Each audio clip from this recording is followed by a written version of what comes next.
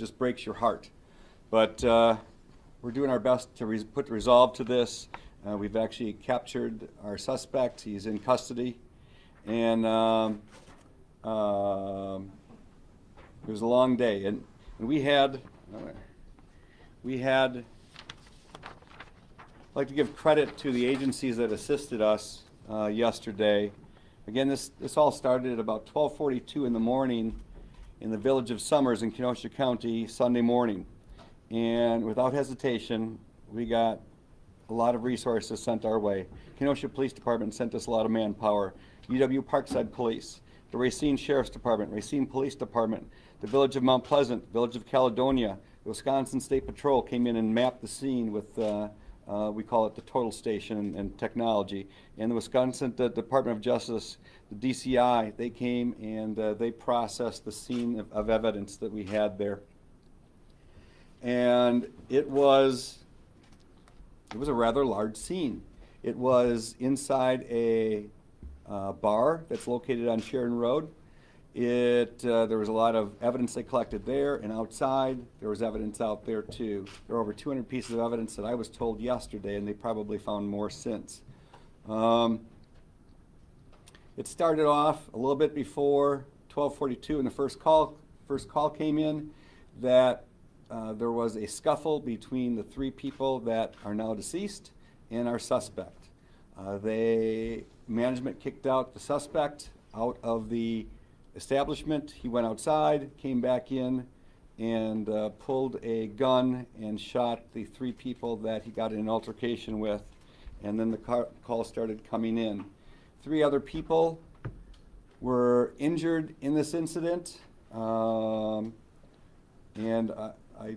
I've been told that we don't believe that these 3 people who were injured were actually intended to be shot. It just, it was part of what occurred as bullets were flying. The first 2 people that passed died inside the bar. The third one was shot in gunfire outside the bar, east of Sheridan Road, across the street.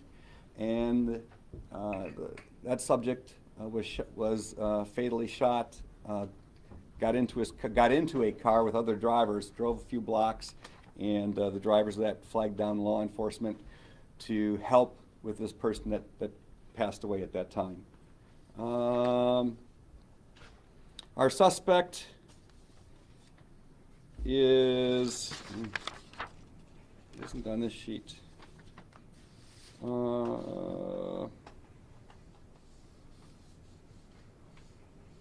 Our suspect's name is Rakayo A. Vinson, V-I-N-S-O-N, and if I remember right, he's about 24 years old. Our victims, which we're identifying, the medical examiner said that we can identify them. We're going to give you these names, so if you don't get them, it's a Cedric Gaston, 24 years old, resident of Kenosha.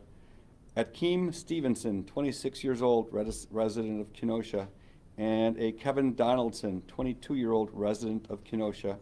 The other people that were injured, a 26-year-old male from Kenosha, a 22-year-old male from Wonder Lake, and a 23-year-old male from Wonder Lake as well. Our suspect, of course, left the scene. Our detectives and the city police department and other agencies, we canvassed the area, and they're out. They pulled video from the Somers House Tavern, and they were also able to get video from other locations near the incident yesterday. And they're piecing all that together. As Sergeant Hannah said, I'm sure there's a lot of stuff you guys would like to know the answers to that I can't answer for you right now. But it's an ongoing investigation. It is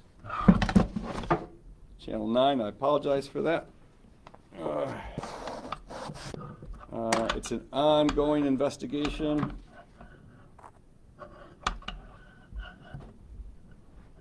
I'll do the best I can on that one. It's an ongoing investigation, and there are truthfully hundreds of people that have been involved since the very beginning of this. Thank you. Since the beginning of this, that started a day and a half ago.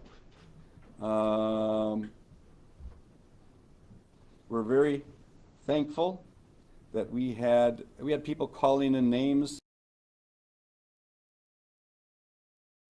and just in case you have any more information that you can give us, please don't think we have all the pieces. It's a huge puzzle, an absolutely huge puzzle, and we're trying to put all the pieces together so we can put our. In case you have any information, you can call Crime Stoppers.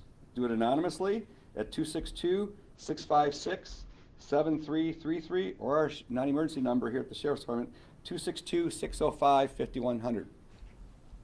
But we're piecing all the information that we have, that we were given, and we're evidence has already been shipped to the crime lab. Some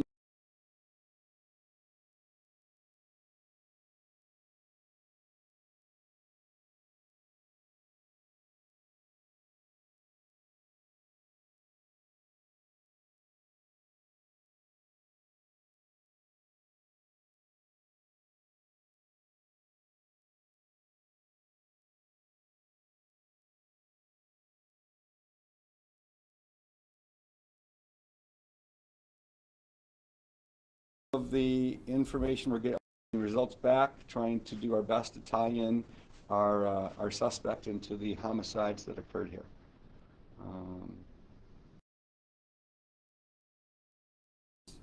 Can you tell us the three victims, they were friends, they were there together, is that right? Mm-hmm. So did the suspect Vincent have any prior, did he know them at all, or was this totally, the only reason they were targeted was because of the confrontation? It's a really good question, and to be honest, I'm told not to say it. I really don't even know that answer. I don't have all the pieces, and if you can just picture the dozens of people that are looking into this, some of the stuff I just don't know. Sheriff, what are your thoughts? In the past couple of years, we've had a shooting in Twin Lakes. We've had a shooting that caused tragedy for our community with the Judah family, and now we have this. And it seems like the shooters are becoming younger and younger. What are your thoughts on this trend in our county? When I started as a deputy sheriff in 1982, if we had one homicide every other year, that was huge. That was, I remember, gosh, it's got to be 25, 30 years ago, we had an ice cream place on Sheridan Road that one of the employees, a young employee, was shot there. And that crippled our city. Everyone talked about it. Everyone was up in arms. Everyone wanted that to be resolved quickly. And today, and I don't know all the reasons why. Today we can handle a shooting and we can brush it off. It doesn't. As sad as this is, people in Kenosha aren't even aware it went on, probably. So things are different now than it was for me when I first started as a deputy.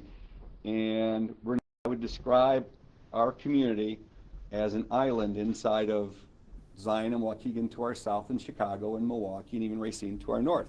And I thought we had a pretty good handle on, we have a great police department and gang unit and drug unit, and the schools are fantastic. And I thought we had a pretty good handle on trying to deal with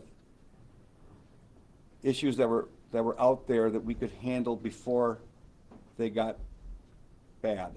And it seems like we're becoming more of a like the northern suburb of Chicago. A lot of those problems are moving up here. A couple of years ago, we had a triple homicide, and the victims and also the suspects were all out of Joliet and Chicago. So a lot of the issues, they're coming to Kenosha, and it's not a trend I'm happy with. Can you tell us about the suspect's weapon in this case? What you do know about It's a handgun. The caliber, I can't share with you that at this moment, but the weapons that were used at the scene that night were handguns. The suspect is listed as homeless. What else can you tell us about him? I really can't tell you much more other than his name. I don't know. Was he living in Racine or was he living in Kenosha? I don't know where he was living. He's living in the jail right now, and that's the best I can tell you right now.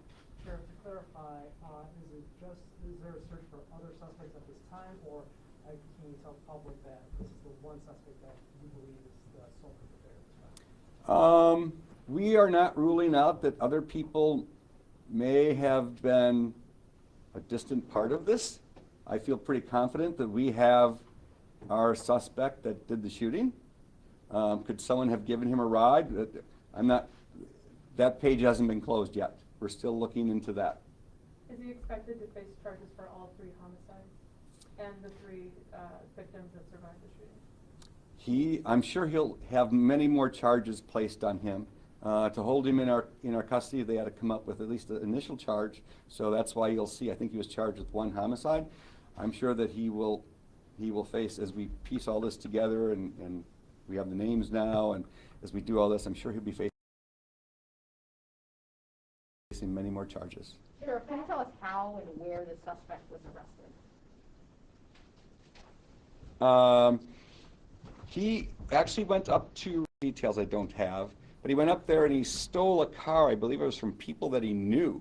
And then I think they contacted an agency up in Racine.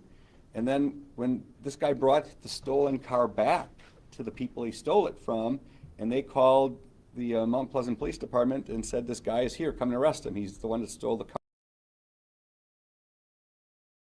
car. So they went and picked him up, and when they identified him, they called down here by us and said, are you looking for a person that resembles? And now we're piecing those pieces together. Arrested in Mount Pleasant, you said? Mount Pleasant, I believe, is where that we picked him up, or that was picked up.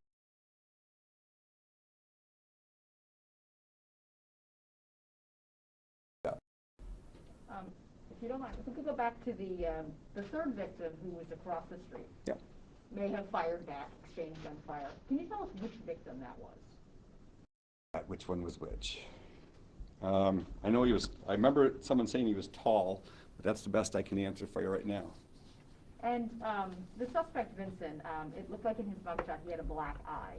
The district attorney at his hearing just a short time ago said that this was literally over nothing, and that Vincent did get punched in the process of. Can you talk a little bit more about the confrontation? I don't know that much more. I just know that inside the 3 people that were involved, that them or most of them played a role in the altercation, and I believe that Vincent had some facial injuries, I think, from that altercation. But the extent of them, I don't know. Sheriff, you said yesterday in the press conference that the suspect knew the victim, but the victim did not know the suspect. Is that still true? That's a really good question. Yesterday I knew that these people were targeted, so at the level that he knew these 3 people, it may just be that there was a confrontation in that location, and he knew he was coming in for those 3 people. How long he knew them? I don't know. I can't tell you if he knew their names or anything like that at this moment. That's a really good question. What I wanted to convey, I guess, is he went in there for these 3 people. It wasn't a random act. How long will that crime scene be taped off? Until our district attorney says that we can clear the crime scene. We're going to hold it just in case we need to do any more investigation, if there's any more questions. It could be as early as today. It could be a few more days. Family I spoke with Gaston say that they're not happy that one suspect is in custody because they believe there's another suspect out there that did the shooting. What would you say to them about that? I'm going by what my staff and the hundreds of officers that were out there, and I'll go by what they tell me. Any information about how Vincent left the scene? No, that's a really good question too, and at this point, I don't have that answer. I don't know if that's where he was able to drive away or something, or someone picked him up. I don't have that answer for you right now, and I'm sure that'll come out. Is that on video, you think?